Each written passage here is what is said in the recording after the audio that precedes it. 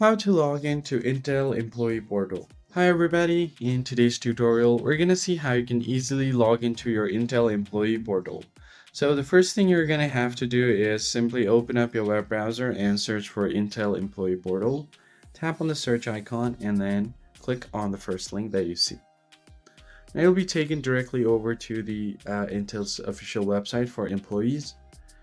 And here you can just find the login option by tapping on the top right corner on the account icon.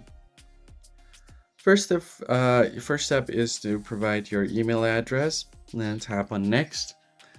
If your email is registered, you will be asked to enter your password. And if it's your first time, you'll be asked to create an account.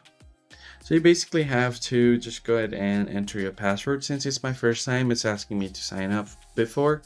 But if you already have your account, you could just enter your password and log in. And if you are having any trouble with your password, you can always find the forgot password page down below. You can use that to send a recovery code or a link to your email to recover your password. That is basically it, guys. I hope this video was helpful. I'll catch you in the next one.